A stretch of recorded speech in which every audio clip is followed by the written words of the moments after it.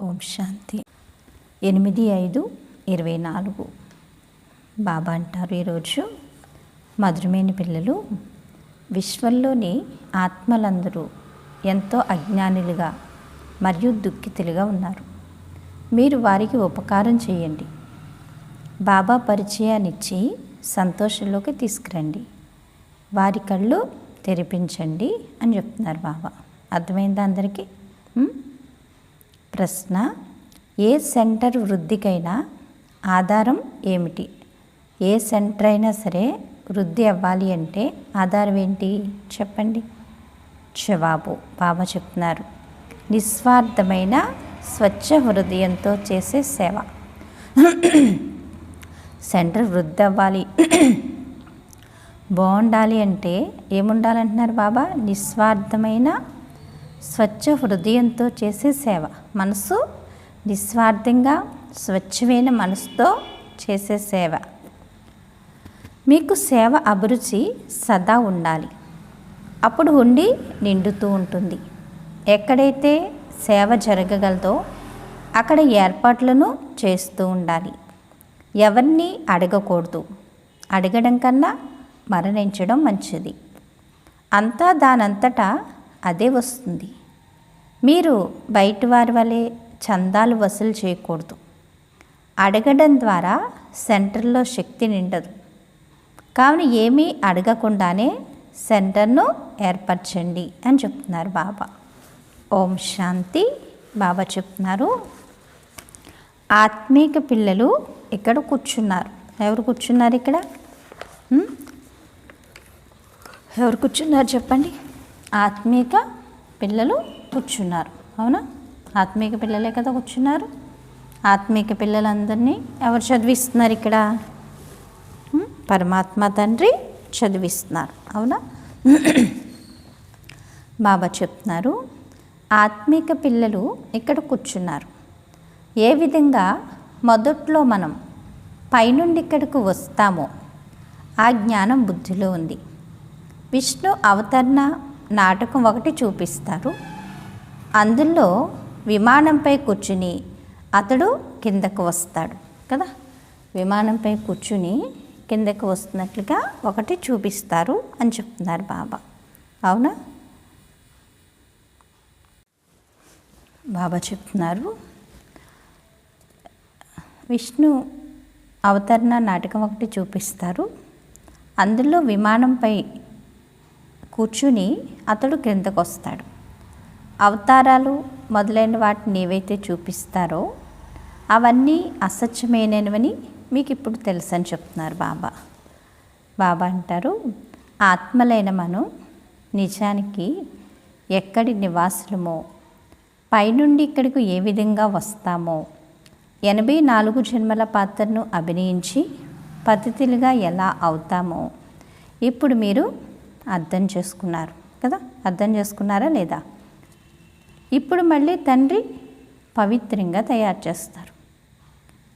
84 జన్మలను మనం ఏ విధంగా తీసుకుంటామన్నది విద్యార్థులైన మీ బుద్ధిలో తప్పకుండా ఉండాలి. 84 జన్మలు ఎలా తీసుకుంటాం, ఏ విధంగా తీసుకుంటామనేది విద్యార్థుల బుద్ధిలో తప్పకుండా ఉండాలి అని చెప్తున్నారు బాబా.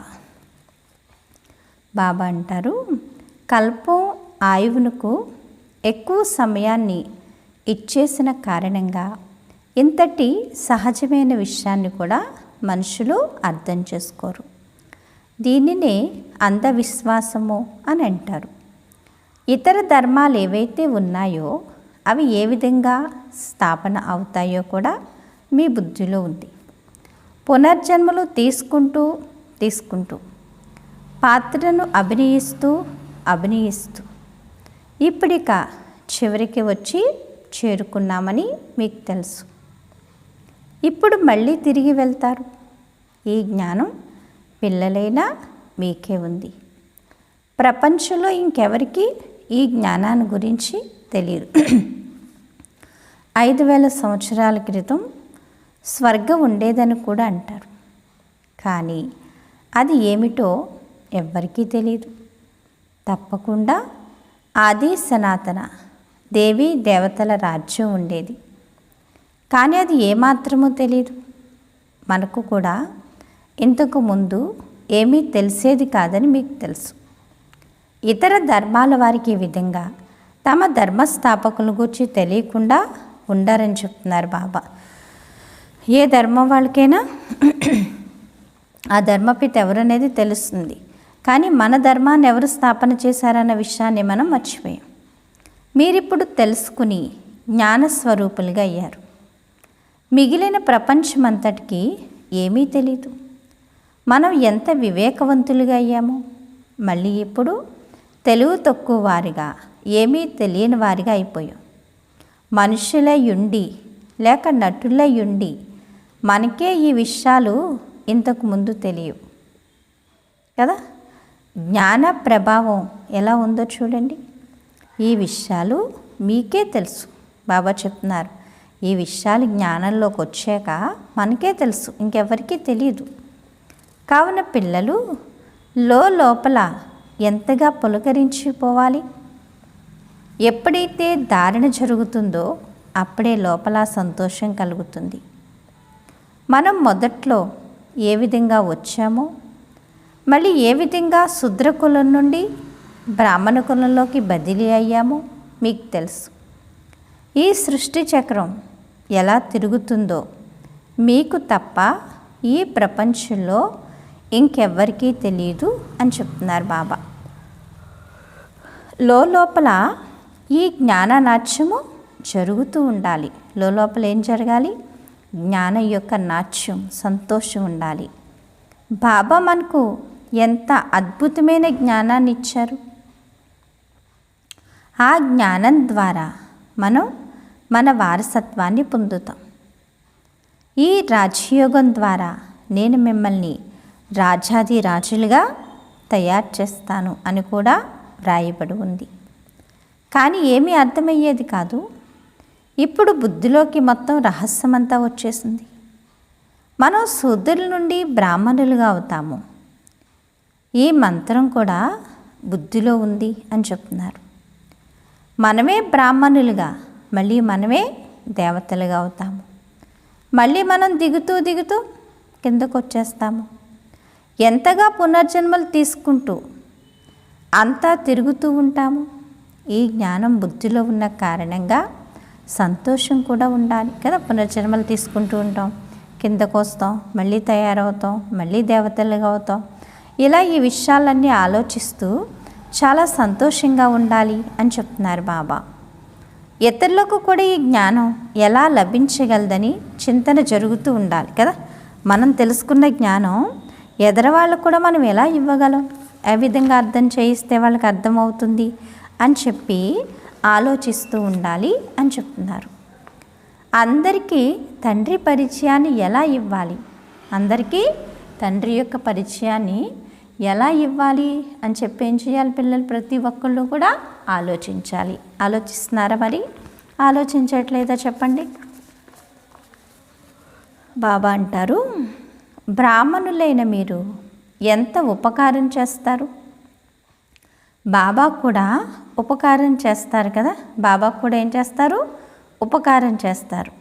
ఎవరైతే పూర్తిగా ఏమీ తెలియని వారిగా ఉన్నారో వారిని సదా సుఖవంతులుగా తయారు చేయాలి.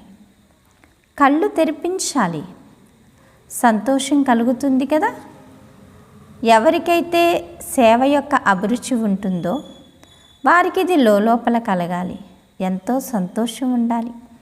ఆత్మలైన మనం ఎక్కడ ఉండేవారమో, మళ్ళీ పాత్రను అభినయించేందుకు ఎలా వస్తామో, ఎంత ఉన్నతంగా తయారవుతామో, మళ్ళీ కిందకి ఎలా వస్తామో, మళ్ళీ రావణ రాజ్యం ఎప్పటి నుండి ప్రారంభమవుతుందో మీ బుద్ధిలోకి వచ్చిందా రాలేదా? ఎలా ఉండేవాళ్ళం, ఎలా తయారవుతున్నాం కదా. ఇప్పుడు బాబా వచ్చి మనకి జ్ఞానాన్ని ఇచ్చి మనల్ని ఉన్నతంగా ఎలా తయారు చేస్తున్నారు, మన యొక్క పాత్ర ఏంటి, ఇప్పుడు మనం ఎలా అవ్వాలి అనేది ఒకసారి ఏం చేయండి, ఆలోచించండి. రావణ రాజ్యం పోయి ఇప్పుడు ఏ రాజ్యం వస్తుంది? రామరాజ్యం వస్తుంది. అక్కడికి నేను వెళ్ళి పాత్రను అభినయించాలి అంటే ఇక్కడే నేను తయారవ్వాలి. మన యొక్క జన్మరాహిత్యాన్ని మనం ఏం చేయాలి, అర్థం చేసుకోవాలి. కర్మ యొక్క ఫలం ఏంటి, ఏ కర్మ చేస్తే ఏం లభిస్తుంది కదా, ఆత్మపురుషార్థం ఎలా చేయాలి, ఉన్నతంగా ఎలా తయారవ్వాలి అనే ప్రశ్నలకి బాబా మనకి ఆన్సర్ చెప్పారా లేదా? అందుకని వాటిని మననం చేస్తూ ఉండండి. అప్పుడే మీరు ఎవరికైనా సరే అర్థం చేయించగలరు అంటున్నారు బాబా. అందుకే బాబా ఏం చెప్తారు, జ్ఞానం, యోగం, ధారణ, సేవ 4 సబ్జెక్టులు కూడా కరెక్ట్గా ఉండాలి. భక్తి మరియు జ్ఞానానికి రాత్రికి మరియు పగలుకు ఉన్నంత తేడా ఉంది. భక్తిని మొదటి నుండి ఎవరు చేస్తారు, మొట్టమొదట మేమే వచ్చాం కావున ఎంతో సుఖాన్ని చూస్తాం. మళ్ళీ మేమే భక్తిని చేయడం మొదలుపెట్టామని మీరు అంటారు కదా. భక్తి ఫస్ట్ ఎవరు మొదలుపెట్టారు, మనమే మొదలుపెట్టాం. భగవంతుడికి పిల్లలుగా కూడా మనమే అవుతాం. ఎందుకంటే భక్తికి ఫలమే ఎవరు, భగవంతుడు లభించాడు. పూజ్యులు మరియు పూజారుల్లో ఎంతగా రాత్రికి పగలికి ఉన్న తేడా ఉంది. పూజ్యులుగా ఉన్న మనమే ఏమైపోయాం, పూజారీలుగా అయిపోయాం. అవునా? ఇప్పుడు మీ వద్ద ఎంత జ్ఞానం ఉంది, మరి సంతోషం కలగాలి కదా.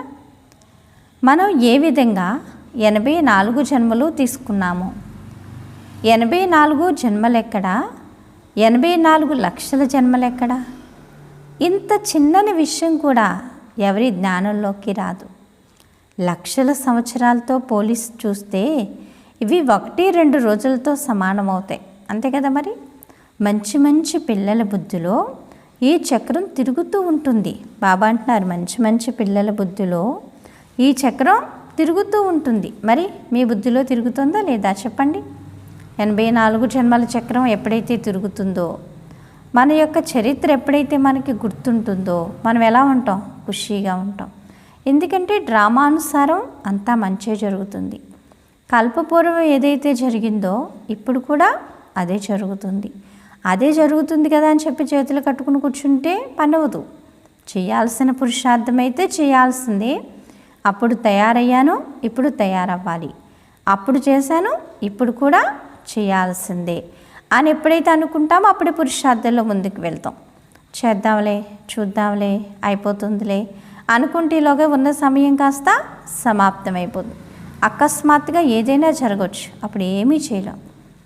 కావన్నే వారిని స్వదర్శన చక్రధారులని అంటారు. సచ్చీగులు ఈ జ్ఞానం ఉండదు.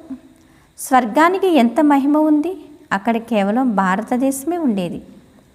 ఏదైతే ఉండేదో అది మళ్ళీ తయారవ్వాల్సిందే. బయట నుండి ఏమీ కనిపించదు, సాక్షాత్కారాలు జరుగుతాయి. ఈ పాత ప్రపంచం ఇప్పుడు అంతమవ్వనున్నదని, మళ్ళీ మనం నెంబర్ వారీగా కొత్త ప్రపంచంలోకి వస్తామని మీకు తెలుసు. ఆత్మలు పాత్రను అభినయించేందుకు ఎలా వస్తాయో కూడా మీరు అర్థం చేసుకున్నారు. బాబా అంటారు, నాటకంలో చూపించినట్లుగా ఆత్మలు పైనుండి అవతరించు. ఆత్మలు నీ కన్నుల ద్వారా ఎవరు చూడలేరు కూడా. చూడగలరా? చూస్తే అసలు వెళ్ళిస్తారా? అందుకే తల్లి గర్భంలో ఉన్న పిండంలో ఆత్మ ఎప్పుడు ప్రవేశిస్తుందో తెలియదు.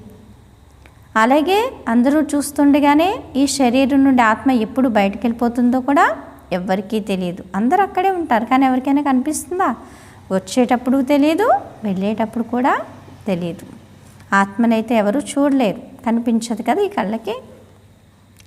ఆత్మ ఏ విధంగా వస్తుందో, ఏ విధంగా చిన్నని శరీరంలోనికి ప్రవేశిస్తుందో అది చాలా అద్భుతమైన ఆట. ఇది ఈశ్వరీయ చదువు. ఇందులో రాత్రింబవళ్ళు చింతన జరగాలి. మనం ఒక్కసారి అర్థం చేసుకుంటాం, అనగా దానిని చూసేస్తాం, తర్వాత ఇక వర్ణన చేస్తాం కదా. ఒకసారి అర్థం చేసుకుంటాం అనగా దాన్ని చూస్తాం, ఆ తర్వాత వర్ణన చేస్తాం. ఇంతకుముందు ఇంద్రజాలికులు ఎన్నో వస్తువులు తీసి చూపించేవారు. బాబాను కూడా ఇంద్రజాలికుడు, వ్యాపారి, రత్నాకరుడు అని అంటారు కదా. ఆత్మలోనే జ్ఞానమంతా నిలుస్తుంది.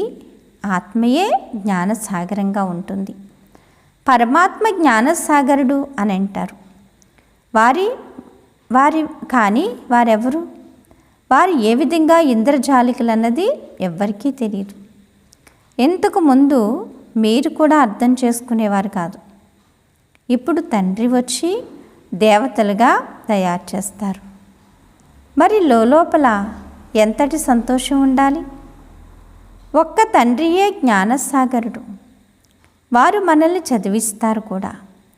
ఈ తేడాను గురించి పిల్లలైనా మీకే తెలుసు. రాత్రింబవళ్ళు లోపల ఈ స్వర్ణ జరుగుతూ ఉండాలి.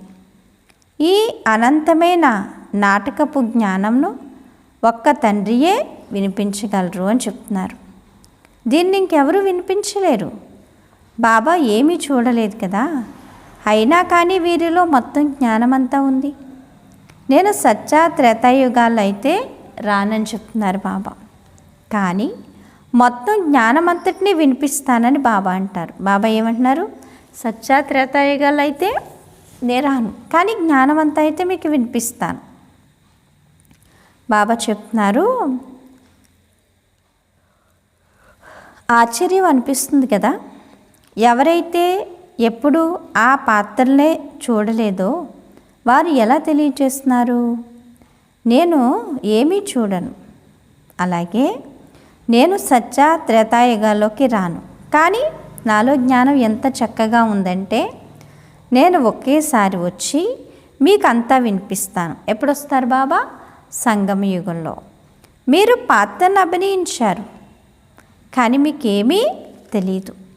ఎవరైతే పాత్రను అభినయించలేదో వారు అన్నీ వినిపిస్తారు. ఇది అద్భుతం కదా. పాత్రను అభినయించిన మనం మర్చిపోయాం, కానీ బాబా జన్మల్లోకి రారు, పాత్రలోకి రారు, కానీ బాబా అన్నీ చెప్తారు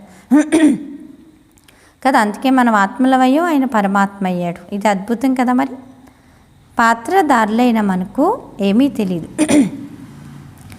బాబాలో ఎంతటి జ్ఞానం నిండి ఉంది.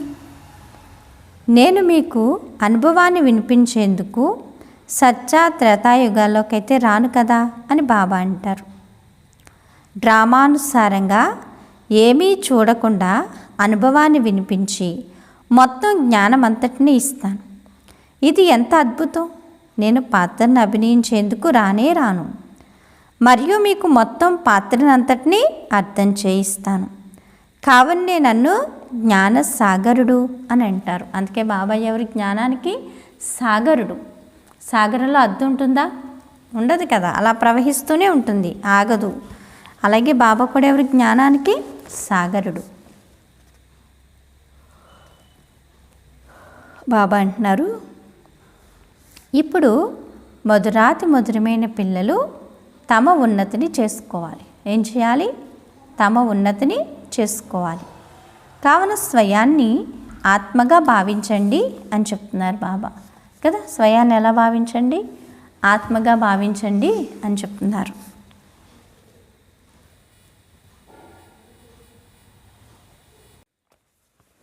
బాబా చెప్తున్నారు, కావున స్వయాన్ని ఆత్మగా భావించండి. ఇది ఒక ఆట. మీరు మళ్ళీ ఇదే విధమైన ఆటను ఆడతారు. దేవీ దేవతలుగా అవుతారు. మళ్ళీ అంతిమలో చక్రాన్ని చుట్టూ వచ్చి మనుషులుగా అవుతారు. బాబాలో ఈ జ్ఞానం ఎక్కడి నుండి వచ్చిందని ఆశ్చర్యపోవాలి కదా. వారికి గురువు కూడా ఎవరూ లేరు. డ్రామానుసారంగా ముందే వారిలో మొత్తం పాత్రను అభినయించాలని అంతా రచింపబడి ఉంది. దీనిని ప్రకృతి సిద్ధమైంది అని అంటారు. బాబా చెప్తున్నారు, ప్రతి విషయము అద్భుతమైంది. కావున బాబా కూర్చుని కొత్త కొత్త విషయాలను అర్థం చేయిస్తారు. ఇటువంటి తండ్రిని ఎంతగా స్మృతి చేయాలి చెప్పండి? 84 జన్మల చక్రాన్ని కూడా స్మృతి చేయాలి. ఈ రహస్యాన్ని కూడా బాబాయే అర్థం చేయించారు. ఈ రహస్యాన్ని కూడా ఎవరు అర్థం చేయించారు? బాబాయే. విరాట రూప చిత్రం ఎంత బాగుంది. ఏ లక్ష్మీనారాయణలా లేక విష్ణువు చిత్రాన్ని తయారు చేస్తారో వారే తాము ఏ విధంగా 84 జన్మల్లోకి వస్తారో చూపిస్తారు. మనమే దేవతలుగా, మళ్ళీ మనమే క్షత్రియులుగా, వైశ్యులుగా, మళ్ళీ శూద్రులుగా అవుతాము. ఇది స్మరించడంలో ఏమైనా కష్టం ఉందా? బాబా జ్ఞాన సాగరుడు. వారు ఎవరి నుండి చదవలేదు కదా. బాబా ఎవరి జ్ఞానానికి సాగరుడు. బాబా అయితే ఎవరి నుండి చదవలేదు. అలాగే శాస్త్రాలు మొదలైనవి కూడా చదవలేదు. ఏమీ చదవకుండా, ఏ గురువుల వద్దకు వెళ్ళకుండా మొత్తం జ్ఞానం అంతటినీ కూర్చుని వినిపిస్తారు. ఈ విధంగా ఎవరూ చూడలేదు. బాబా అంటారు కదా, ఈ విధంగా ఎప్పుడూ చూడలేదు కదా. ఎవరైనా ఉన్నారు ఇలా చెప్పిన వాళ్ళు? బాబా ఎంత మధురమైన వారు చెప్పండి. బాబా ఎంత మధురమైన వారు? కొంచెం మధురమైన వారా? చాలా మధురమైన వారా? చాలా చాలా మధురమైన వారా? నేనైతే ఏమంటాను, చాలా చాలా చాలా చెప్పలేనంత మధురమైన వారు. ఇంత మధురమైన తండ్రికి పిల్లలు అవ్వడం మన అదృష్టం కదా, జన్మ జన్మల భాగ్యం. భక్తి మార్గంలో ఒక్కొక్కరు ఒక్కొక్కరిని మధురమైన వారిగా భావిస్తారు. ఎవరు దొరికితే వారిని పూజించడం మొదలు పెడతారు. బాబా కూర్చుని అన్ని రహస్యాలను అర్థం చేయిస్తారు. ఆత్మయే ఆనంద స్వరూపం, మళ్ళీ ఆత్మయే దుఃఖ స్వరూపంగా అశుద్ధంగా అయిపోతుంది. ఆత్మే ఆనంద స్వరూపంగా ఉంది, మళ్ళీ అదే దుఃఖీగా అయిపోతుంది. భక్తి మార్గంలో మీకు ఏమీ తెలిసేది కాదు. నన్ను ఎంతగా మహిమ చేస్తారు కానీ ఏమీ తెలియదు. ఇది కూడా ఎంత అద్భుతమైన ఆట. ఈ ఆటనంతటినీ బాబా అర్థం చేయిస్తారు. మెట్ల చిత్రం మొదలైన ఇన్ని చిత్రాలను ఎప్పుడూ చూడలేదు కూడా, ఇప్పుడు చూస్తారు మరియు వింటారు. కాబట్టి ఈ జ్ఞానం యథార్థరీతిగా ఉందని అంటారు అని చెప్తున్నారు బాబా. కానీ కామం మహాశత్రువు, దానిపై విజయాన్ని పొందాలని విని చల్లబడు కదా, దానిపై విజయాన్ని పొందాలని విని చల్లబడిపోతారు. మీరు ఎంతగా అర్థం చేయిస్తారు అయినా కానీ ఏమీ అర్థం చేసుకోరు. ఇందులో ఎంత శ్రమించవలసి ఉంటుంది. కల్పపూర్వం ఎవరైతే అర్థం చేసుకున్నారో వారే అర్థం చేసుకుంటారని కూడా భావిస్తారు. దైవీ పరివారం వారు ఎంతమంది అయితే తయారవ్వాల్సి ఉంటుందో వారికే ఇవి ధారణ అవుతాయి. మనం శ్రీమతంపై రాజధానిని స్థాపిస్తున్నామని మీకు తెలుసు. ఇతరులు కూడా మీ సమానంగా తయారు చేయండి అని బాబా ఆజ్ఞనిచ్చారు. బాబా ఈ జ్ఞానం అంతటినీ వినిపిస్తున్నారు, మీరు కూడా వింటున్నారు. కావున తప్పకుండా ఈ శివబాబా రథం కూడా వినిపించగలదు కదా అని చెప్తున్నారు బాబా, బ్రహ్మబాబా కదా. కానీ శివబాబాని స్మృతి చేస్తూ ఉండండి అని వీరు స్వయాన్ని గుప్తం చేసుకుంటారు. బాబా ఏం చెప్తారు? శివబాబాని స్మృతి చేయండి అని బ్రహ్మబాబా ఎలా ఉంటారు? స్వయం గుప్తంగా ఉంటారు. ఇతడి మహిమను కూడా చెయ్యకూడదు. సర్వుల సద్గతిదాత, మాయా శంకర్ల నుండి విడిపించేవారు ఎవరు? ఒక్కరే. బాబా ఏ విధంగా అర్థం చేయిస్తారు పిల్లలైన మీకు తప్ప ఇంకెవరికీ తెలియదు. రావణుడు ఎవరన్నది కూడా మనుషులకు తెలియదు. ప్రతి సంవత్సరం అతన్ని తగలబెడుతూ వస్తారు. శత్రువు దిష్టి బొమ్మనే తయారు చేయడం జరుగుతుంది కదా. రావణుడు భారతదేశానికి శత్రువని, ఇతడు భారతదేశంను ఎంతో దుఃఖితంగా నిరుపేదగా చేసేసాడని ఇప్పుడు మీకు తెలిసింది. అందరూ పంచవికారాల రూపీ రావణ్ణి పిడికెల్లో చిక్కుకుని ఉన్నారు. ఇతరులను రావణ్ నుండి ఎలా విడిపించాలని పిల్లలకు లోపల చింతన కలుగుతూ ఉండాలి. బాబా అంటారు, సేవ జరిగే అవకాశం ఉంటే ఏర్పాట్లు చేయాలి. స్వచ్ఛమైన హృదయంతో నిస్వార్థ భావంతో సేవ చేయాలి. అటువంటి పిల్లల ఉండిని నేను నింపుతాను అని బాబా అంటారు. ఇది డ్రామాలో రచింపబడి ఉంది. సేవ చేసే మంచి అవకాశం ఉంటే అందులో అడగవలసిన అవసరం కూడా ఉండదు. సేవ చేస్తూ ఉండండి అని బాబా చెప్పారు కదా. కానీ మీరు ఎవరి నుండి ఏమీ అడగకూడదు. అడుక్కోవడం కన్నా మరణించడం మంచిది. దానంతట అదే మీకు వస్తుంది. బాబా అంటున్నారు, అడగడం కన్నా మరణించడం మంచిది, మీరేం అడగక్కర్లేదు, మీరు చెయ్యండి, బాబా ఇస్తారు, దానంతటా అదే లభిస్తుంది అంటున్నారు బాబా. అలా అడగడం ద్వారా సెంటర్లో అంత శక్తి నిండదు. ఏమీ అడగకుండానే మీరు సెంటర్ను నడపండి, అంతా దానంతటా అదే వస్తూ ఉంటుంది, అందులో శక్తి ఉంటుంది అని చెప్తున్నారు బాబా కదా. బాబా అంటారు, ఏ విధముగా బయట వారు సందాలు పోగు చేస్తారో అలా మీరు చెయ్యకూడదు. అర్థమైందా? మనుషులను ఎప్పుడూ భగవంతుడని అన్నారు. జ్ఞానం బీజం వంటిది. బీజరూపుడైన తండ్రి కూర్చుని మీకు జ్ఞానాన్ని వినిపిస్తారు. బీజమే జ్ఞానస్వరూపం కదా. ఆ జడ బీజమైతే వర్ణన చేయలేదు, మీరు వర్ణన చేస్తారు. మీరు అన్ని విషయాలను అర్థం చేసుకోగలరు కదా. పిల్లలు ఏం చేయగలరు? అన్ని విషయాల్ని కూడా అర్థం చేసుకోగలరు అని చెప్తున్నారు బాబా. చేసుకోగలరా లేదా? చేసుకోగలరా కదా.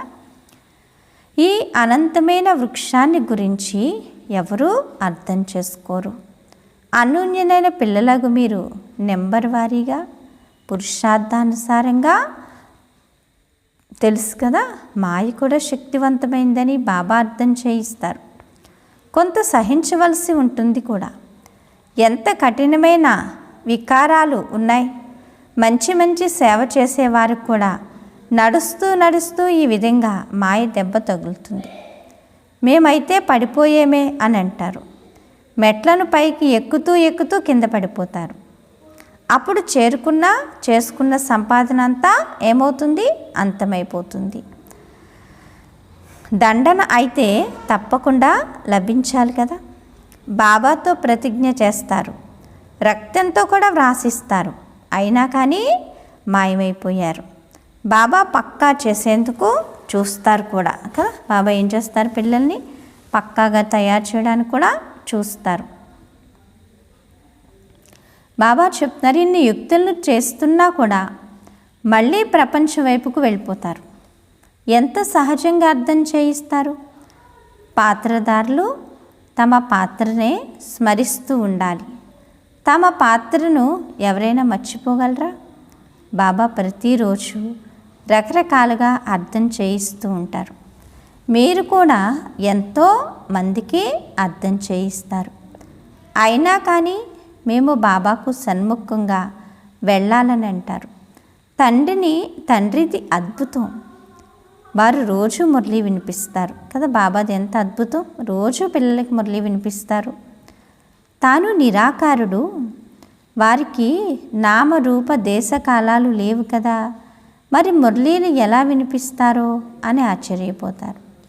మళ్ళీ పక్కా అయ్యి వస్తారు అని చెప్తున్నారు. ఇటువంటి తండ్రి ఎవరైతే వారసత్వాన్ని ఇచ్చేందుకు వస్తారో వారిని కలుసుకోవాలని మనసు పడతారు. ఈ పరిచయంతో వచ్చి కలుసుకున్నట్లయితే తండ్రి నుండి జ్ఞానరత్నాలు ధారణ చేయగలుగుతారు, శ్రీమతాన్ని పాలన చేయగలుగుతారు అని చెప్తున్నారు బాబా కదా. ఈ సమయంలో మీరు కలుసుకున్నట్లయితే తండ్రి నుండి ఏం లభిస్తుంది? వారసత్వం లభిస్తుంది అని చెప్తున్నారు. బాబా పరిచయాన్ని కూడా అందరికీ ఇవ్వగలుగుతారు అని చెప్తున్నారు బాబా కదా. శ్రీమతాన్ని కూడా మీరు పాలన చేయగలుగుతారు. అచ్చా, మధురమైన ఆత్మీక పిల్లలకు మాతాపిత బాప్దాదాల ప్రియ స్మృతులు మరియు గుడ్ మార్నింగ్. ఆత్మీక పిల్లలకు ఆత్మీక తండ్రి నమస్తే. ధారణ కొరకు ముఖ్య సారం. ఫస్ట్ పాయింట్, జ్ఞానమును జీవితంలో ధారణ చేసి సంతోషంలో పరవశులవ్వాలి. అద్భుతమైన జ్ఞానమును మరియు జ్ఞానదాతను స్మరిస్తూ జ్ఞాననాట్యం చేయాలి. సెకండ్ పాయింట్, మీ పాత్రనే స్మరించాలి, ఇతరుల పాత్రను చూడకూడదు. మాయ చాలా శక్తివంతమైంది కావున అప్రమత్తంగా ఉండాలి. మీ ఉన్నతిలోనే నిమగ్నమై ఉండాలి. సేవ చేయాలనే అభిరుచి కలిగి ఉండాలి అని చెప్తున్నారు బాబా. వరదానము. మంచిపై ప్రభావితం అయ్యేందుకు బదులుగా దానిని స్వయంలో ధారణ చేసే పరమాత్మ స్నేహి భవ. మంచిపై ప్రభావితం అయ్యేందుకు బదులుగా దానిని స్వయంలో ధారణ చేసే పరమాత్మ స్నేహి భవ. బాబా అంటారు, ఒకవేళ పరమాత్మ స్నేహిలుగా అవ్వాలనుకుంటే దేహాభిమానపు అడ్డంకులను పరిశీలించుకోండి. వీరు చాలా బాగున్నారు కావున కాస్త దయ వస్తుంది అని చాలామంది పిల్లలు అంటూ ఉంటారు. కొందరి శరీరాలపై ఆకర్షణ కలిగితే కొందరి గుణాలు లేక విశేషతలపై ఆకర్షణ కలుగుతుంది. కానీ ఆ విశేషతను లేక గుణాన్ని ఇచ్చేవారు ఎవరు? ఎవరైనా మంచివారిగా ఉన్నట్లయితే మంచిని ధారణ చేయండి, అంతేకాని ఆ మంచికి ప్రభావితమైపోకండి. అతీతంగా మరియు తండ్రికి ప్రియమైన వారిగా అవ్వండి. అటువంటి ప్రియమైన వారు అనగా పరమాత్మ స్నేహి పిల్లలు ఎల్లప్పుడూ సురక్షితంగా ఉంటారు అని చెప్తున్నారు బాబా కదా. పరమాత్మ స్నేహి పిల్లలు ఎప్పుడు ఎలా ఉంటారు? సురక్షితంగా ఉంటారు. ఎందుకని? పరమాత్మ యొక్క ఛత్రఛాయలో ఉంటారు కాబట్టి. స్లోగన్ను సైలెన్స్ శక్తిని ఎమర్జ్ చేసుకున్నట్లయితే సేవాగతి తీవ్రమైపోతుంది. బాబా ఏమంటున్నారు? సైలెన్స్ యొక్క శక్తిని తీవ్రగతం చేయండి, సేవ యొక్క గతి ఏమైపోతుంది? తీవ్రమైపోతుంది అని చెప్తున్నారు బాబా. అచ్చా, ఓం శాంతి. మధురాతి మధురమైన ఆత్మీయ తండ్రికి ఆత్మీయ పిల్లల యొక్క ప్రియ స్మృతులు. గుడ్ మార్నింగ్ మరియు నమస్తే నమస్తే నమస్తే. మధురమైన బాబా, ప్రియమైన బాబా, నా బాబా, ధన్యవాదాలు బాబా. ఓం శాంతి. థ్యాంక్ యూ బాబా. ఈరోజు స్వమాను నేను పరమాత్మ స్నేహి ఆత్మను అనుకోండి. నేను పరమాత్మకు స్నేహి ఆత్మను. అచ్చా, ఓం శాంతి.